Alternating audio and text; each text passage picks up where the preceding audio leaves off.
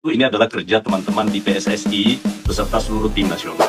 Resmi, Ula Romeni menjadi warga negara Indonesia setelah diambil sumpahnya di KBRI London, Inggris, Sabtu, 8 Februari 2025.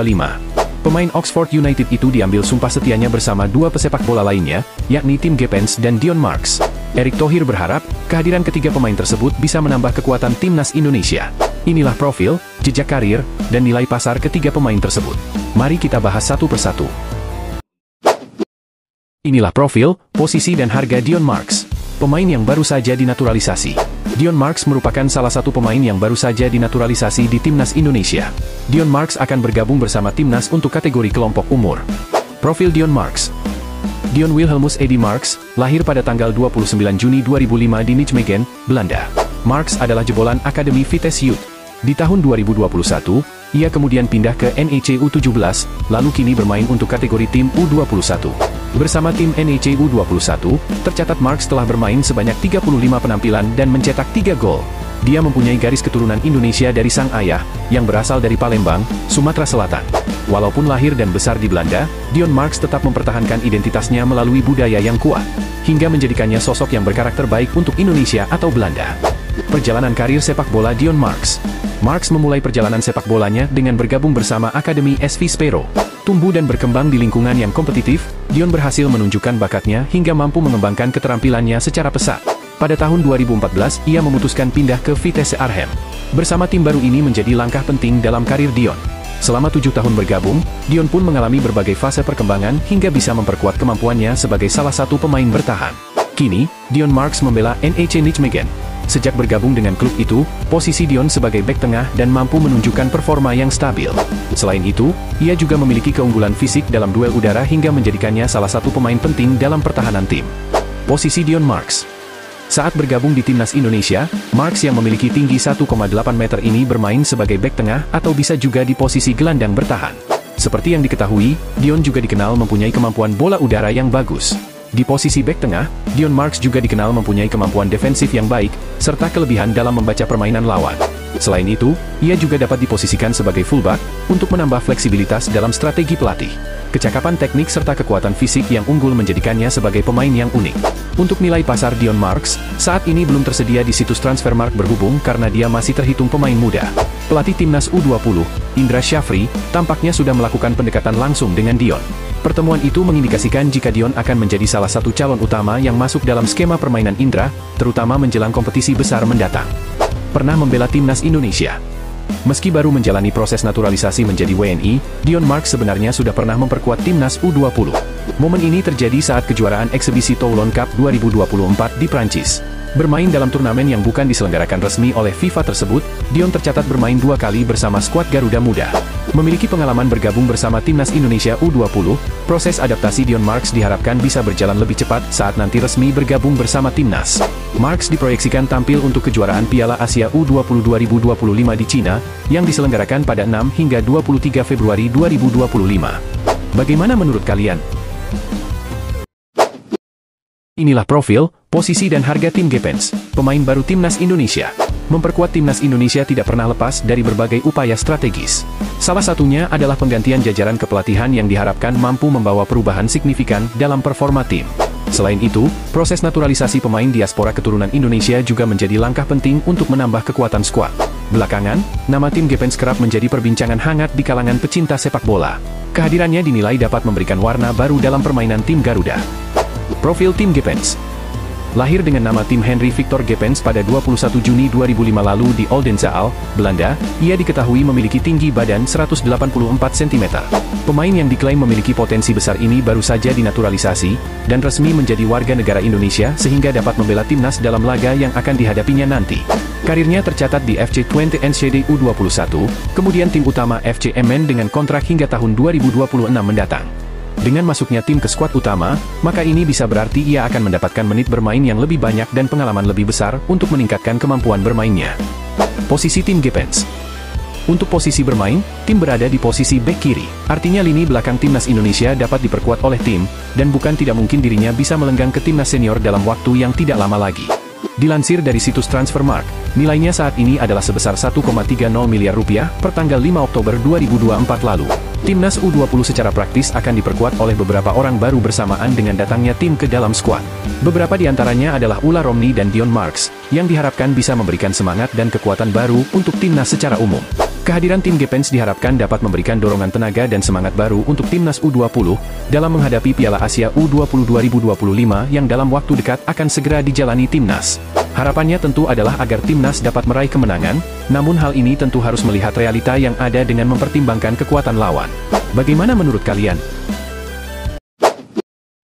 Ungkap alasan ingin segera merumput bersama timnas Indonesia, ini kata Ulla Romney. Penyerang berdarah Indonesia, Ulla Romney, mengungkapkan alasan emosional di balik keputusannya untuk dinaturalisasi dan membela timnas Indonesia. Salah satu motivasi utamanya adalah mengenang mendiang neneknya yang berasal dari Medan, Sumatera Utara.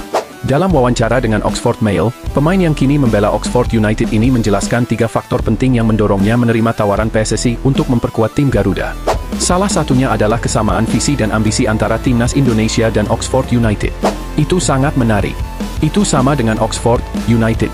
Mereka, Indonesia, punya banyak rencana dan ambisi, dan menyenangkan menjadi bagian dari itu, kata Ulla Romney, dikutip dari laman klub. Selain itu, kenangan akan neneknya menjadi pendorong kuat bagi Romney untuk menjadi warga negara Indonesia, WNI.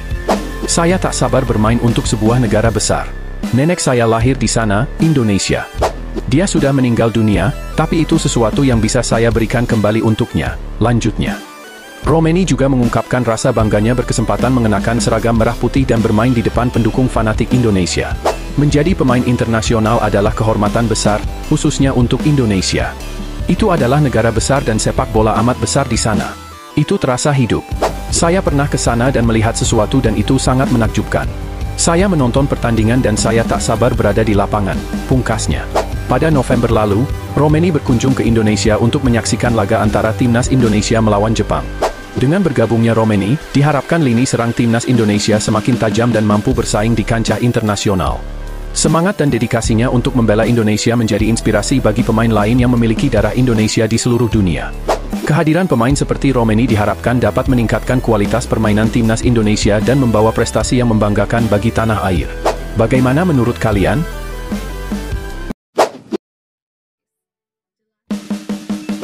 Beberapa hal penting buat timnas U20 di fase grup Piala Asia 2025.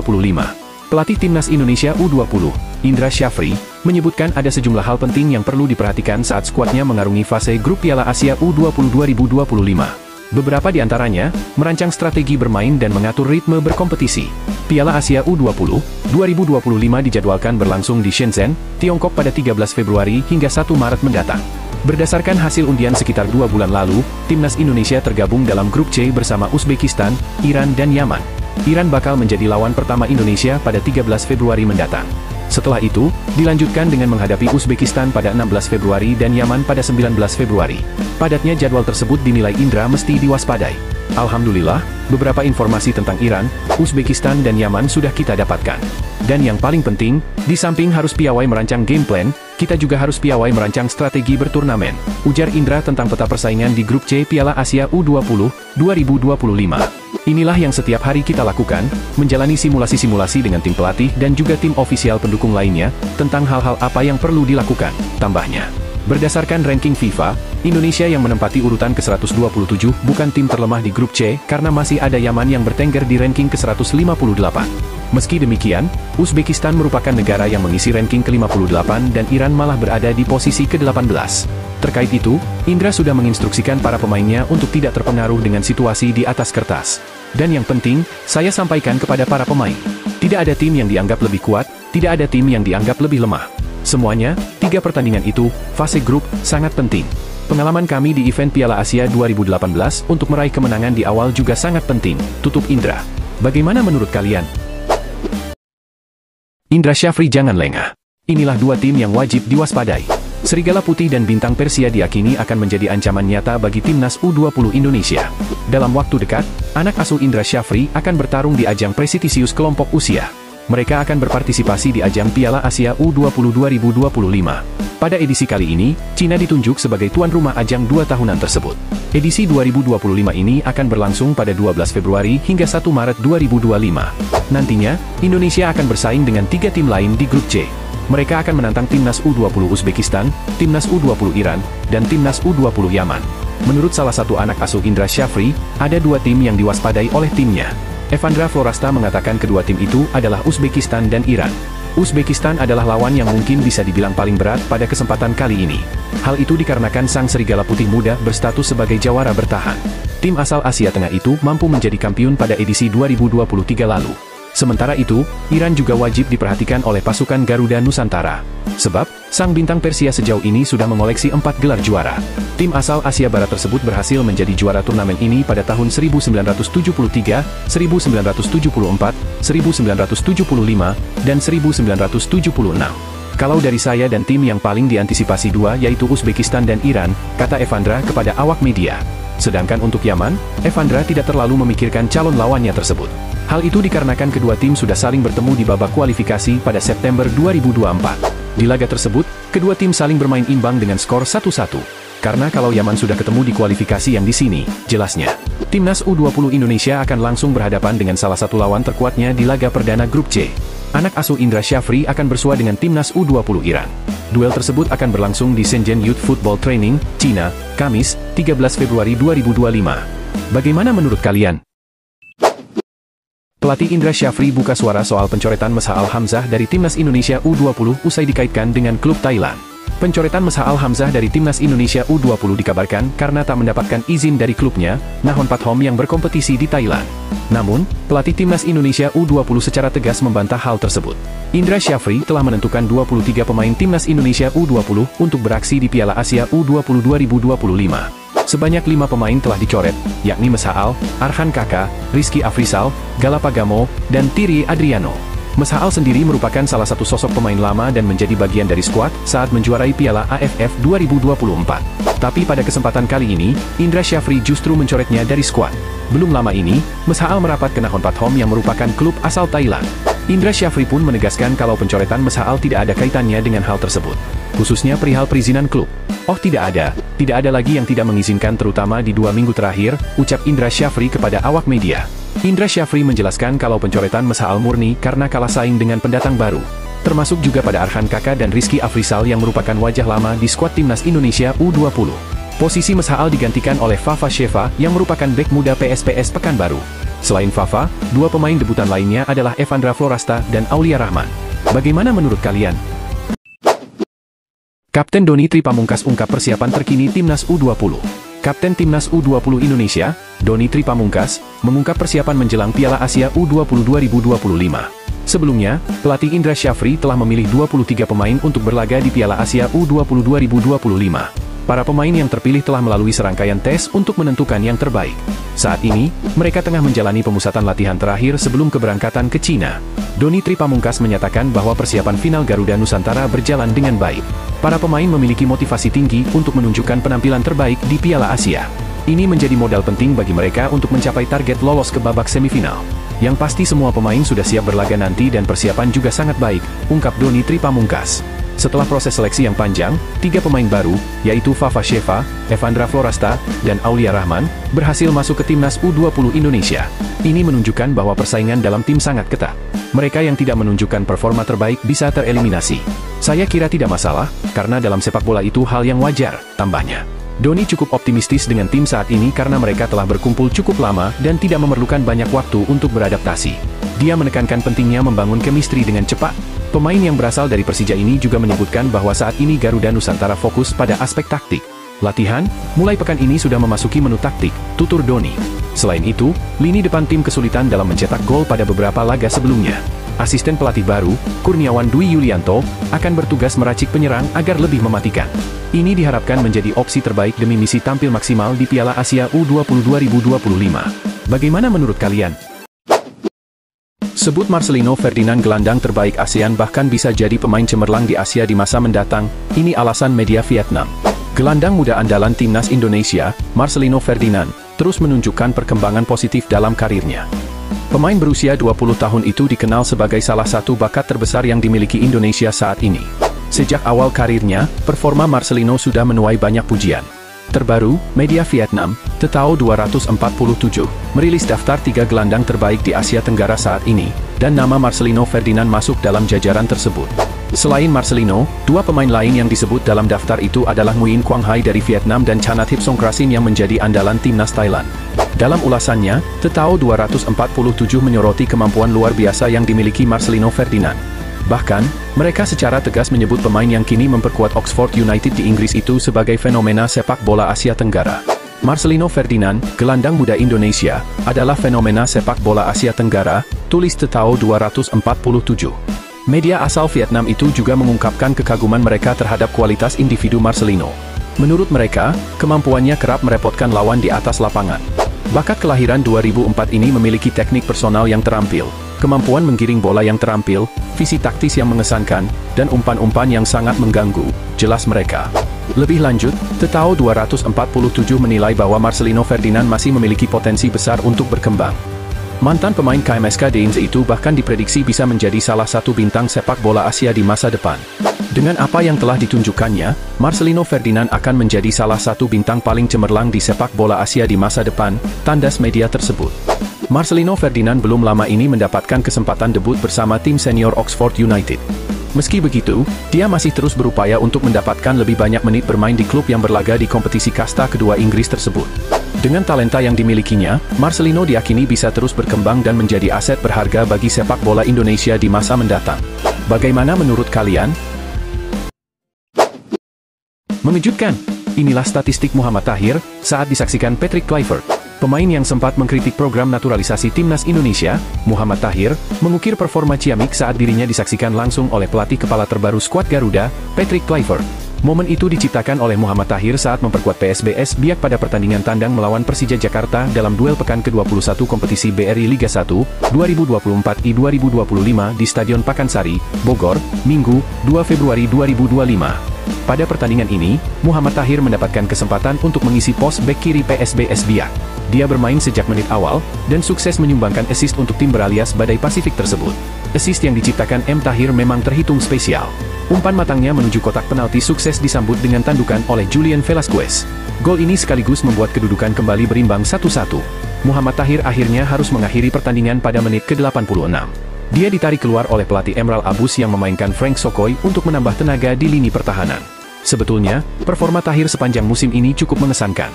Dia jadi salah satu pemain lokal yang diandalkan PSBS Biak untuk mengarungi ketatnya BRI Liga 1 2024-2025. Performa Muhammad Tahir pada musim ini memang termasuk cukup menjanjikan bersama PSBS Biak. Dia menjadi salah satu pemain penting yang kerap mengisi daftar starting line-up skuad Badai Pasifik di BRI Liga 1 musim ini. Sepanjang musim ini, pemain kelahiran Jayapura itu sudah bermain sebanyak 19 kali bersama PSBS. Dia bermain sebagai starter sebanyak 10 kali, sedangkan 9 laga lainnya dimulai dari bangku cadangan. Mantan pemain Persipura Jayapura ini mencatatkan total 1027 menit bermain musim ini. Yang cukup oke, dia termasuk jarang mendapatkan hukuman karena baru memperoleh 1 kartu kuning saja. Kontribusi yang diukir oleh Muhammad Tahir juga termasuk oke. Pasalnya, dari semua penampilannya itu, pemain berusia 31 tahun ini berhasil menyumbangkan 1 gol dan 4 assist untuk PSBS. Assist yang dicetak Tahir ke gawang Persija Jakarta ini tentu semakin terasa sangat istimewa. Pasalnya, pertandingan kali ini disaksikan langsung oleh pelatih kepala timnas Indonesia, Patrick Kluivert, beserta para asistennya. Selain Patrick Kluivert, ada beberapa staf lainnya seperti Denny Lanzaat, Alex Pastor, hingga Gerald Vandenburg yang terlihat menempati kursi VVIP untuk memantau langsung para pemain. Bagaimana menurut kalian? Tak ingin kehilangan tempat di timnas Indonesia, Jordi Amat muncul mengejutkan bak superhero. Bek keturunan Indonesia Spanyol, Jordi Amat pernah berjanji hal mulia untuk perkembangan sepak bola Indonesia. Publik sepak bola Indonesia mungkin sedikit menyadari bahwa Jordi Amat mulai kehilangan tempat di timnas Indonesia. Sejak skuad Garuda melalui PSSI mendatangkan satu persatu bek kelas Eropa seperti Jai Itzes, Mees Hilgers, Justin Hubner dan terbaru Kevin Dix. Sebelumnya Jordi Amat dikenal sebagai kapten timnas Indonesia yang berperan penting dalam performa skuad yang masih diasuh Shin Taeyong pada gelaran Piala Asia 2023 lalu. Meski begitu, Jordi Amat dipercaya bakal comeback ke timnas Indonesia yang kini diasuh oleh Patrick Kluivert. Alasannya meski sudah berumur, ia tetap bermain untuk tim elit Malaysia yakni Johor Darul Ta'zim. Dalam sesi latihan terbaru Johor Darul Ta'zim, banyak penggemar yang terheran-heran atas perubahan fisik dari Jordi Amat. Dia muncul dengan badi kekar. Nampaknya Jordi Amat selama ini telah melakukan latihan intens untuk meningkatkan kemampuan fisiknya pasca rehat dari timnas Indonesia karena cedera. Ex-pemain Real Betis, Jordi Amat mulai sadar bahwa persaingan bek tengah di timnas Indonesia sangatlah sengit. Maka dari itu, dia tak ingin kalah saing dengan Jai Itzes dan Mees Hilgers. Terlebih dirinya memiliki pengalaman yang dibutuhkan untuk membimbing para bek muda Indonesia. Sepanjang karirnya Jordi Amat pernah bermain untuk banyak klub elit Eropa. Pemain yang mendapat julukan Pangeran Siau ini bahkan pernah duel dengan pemain top kelas dunia seperti Lionel Messi hingga Cristiano Ronaldo. Jordi Amat sempat dihujat. Nama Jordi Amat sempat menjadi pembicaraan hangat fans timnas Indonesia atas aksi blundernya yang berujung diganjar kartu merah oleh wasit Son Evans. Pasukan Shin Taeyong menelan pil pahit atas kekalahan menyakitkan dari Irak dengan skor 0-2 dalam pertandingan kualifikasi Piala Dunia 2026 zona Asia. Pada momen pertandingan timnas Indonesia versus Irak, Jordi Amat menjadi sasaran bulan-bulanan netizen. Gol pertama tercipta bagi tim Irak. Hal ini berawal Justin Hubner melakukan handball di kotak terlarang pada menit ke-54. Aiman Hussein pun sukses menjadi eksekutor membuat timnas Irak unggul 1-0. Mantan bek klub Espanyol itu menerima kartu merah dari wasit Son Evans pada menit ke-59 setelah melanggar dengan keras pemain Irak, Youssef Wali Aming. Ia hampir saja memberikan penalti kedua untuk Irak. Beruntung pemain yang ia tackle jatuh di luar kotak penalti. Imbas pelanggaran tersebut, Jordi Amat pun langsung diganjar kartu merah dan diusir keluar lapangan. Alhasil, timnas Indonesia harus bermain dengan 10 pemain, membuat pasukan STY semakin kesulitan untuk menyamakan kedudukan hingga akhirnya kalah 0-2 dari Irak. Jordi Amat pun langsung banyak diserang oleh netizen dan penggemar timnas Indonesia di media sosial. Beberapa dari mereka kecewa dengan permainan dari mantan bek Swansea City tersebut. Apalagi ini bukan pertama kalinya Jordi Amat melakukan blunder yang merugikan timnas Indonesia. Sebelumnya, pemain yang membela Johor Darul Ta'zim itu mencetak gol bunuh diri pada pertemuan pertama kontra Irak, di Stadion Internasional Basra pada tahun lalu. Ia mencetak gol bunuh diri pada menit ke-35, sehingga skuad Garuda harus tertinggal 0-2 dari Irak. Akhirnya pertandingan leg pertama 16 November 2023, Irak menang telak dengan skor 5-1 di kandangnya. Sebagaimana diketahui, kini timnas Indonesia dipimpin oleh Patrick Kluivert di kursi pelatih setelah Shin Taeyong dipecat oleh PSSI. Patrick Kluivert akan dibantu oleh 3 asisten pelatih yang juga berasal dari Belanda. Mereka adalah Alex Pastoor, Denny Lanzaat dan terbaru Gerald van den Burg. Timnas Indonesia sementara ini menempati peringkat ketiga dengan 6 poin dalam klasemen sementara grup C kualifikasi Piala Dunia 2026 zona Asia. Tim Garuda masih memiliki 4 pertandingan tersisa yang sangat penting untuk menjaga asa ke putaran selanjutnya Piala Dunia. Skuad Garuda bakal bertandang menghadapi Australia pada Kamis, 20 Maret 2025. Laga lanjutan kualifikasi Piala Dunia 2026 zona Asia itu akan menjadi debut Patrick Kluivert sebagai juru taktik timnas Indonesia. Bagaimana menurut kalian? Rafael Struijk beruntun jadi penghangat bangku cadangan, Brisbane Roar selamat.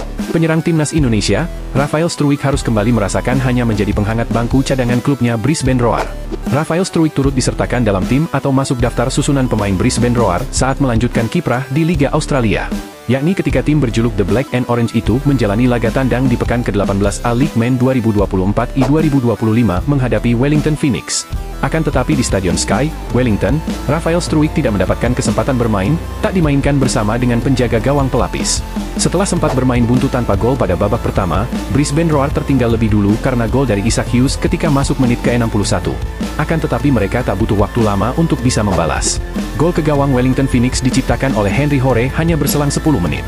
Duel pun berakhir imbang 1-1 atau The Black and Orange selamat dari kekalahan walaupun masih belum bisa kembali ke jalur kemenangan dari dua duelnya. Adapun bagi Rafael Struijk, pertandingan tersebut menjadi kali keempat beruntun baginya hanya jadi penghangat bangku cadangan Brisbane Roar. Penampilan terakhir yang dicatatkan terjadi dalam pertandingan tunda pekan ke-11 A-League Men 2024 I 2025, yakni 7 Januari 2025 sebagai pengganti, yaitu menjamu Newcastle United Jets di Stadion Suncorp, Brisbane. Ia masuk menggantikan Jacob Brazete di menit ke-62 dan akhirnya tim takluk 0-1. Penyerang berusia 21 tahun itu terakhir kali tampil starter terjadi sebelum pergi untuk memenuhi panggilan memperkuat timnas Indonesia di Piala AFF 2024. Yakni pada pekan ke-7 A-League Men 2024 I 2025, ia main sepanjang babak pertama dan tim Keok 14 menjamu Melbourne City di 6 Desember 2024. Sejauh musim ini Rafael Struijk yang didatangkan dari ADO Den Haag sejak pertengahan September 2024 telah dimainkan pada 9 pertandingan. 7 diantaranya sebagai pengganti, atau ada 236 menit bermain untuk Brisbane Roar di A-League Men 2024 I 2025 dan turut menyumbang 1 gol.